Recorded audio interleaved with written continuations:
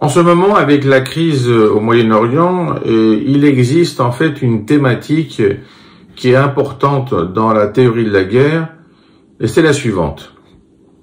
Peut-on obtenir un résultat global avec des attaques locales?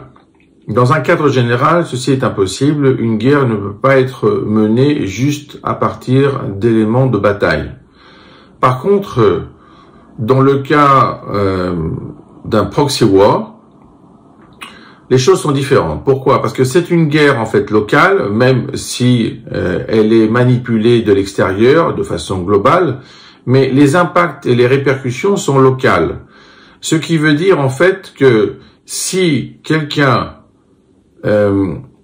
attaque de façon locale certains sommets et certaines branches du réseau, il peut obtenir un résultat global parce que finalement, ça revient à déconstruire peu à peu le réseau, le mettre en pièces, mais pas de manière globale, de façon multilocale.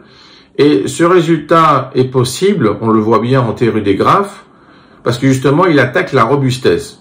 Donc, quand le réseau pense qu'il est totalement invisible, il peut commettre l'erreur, finalement, de se rendre compte qu'il est visible qu'au dernier moment.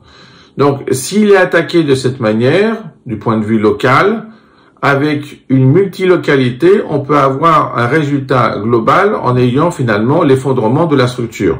C'est important de l'avoir en tête en ce moment parce que beaucoup de personnes s'attendent plutôt à une contre-attaque globale et n'arrivent pas à réaliser que ce qu'on est en train de voir, c'est finalement une contre-attaque multilocale, laquelle est basée sur la connaissance des points importants du réseau, des points cruciaux, des points finalement fondamentaux, qui, à partir du moment où ils sont attaqués et ils sont mis en pièces, finalement, le réseau lui-même ne peut plus soutenir sa partie organique et il s'effondre naturellement.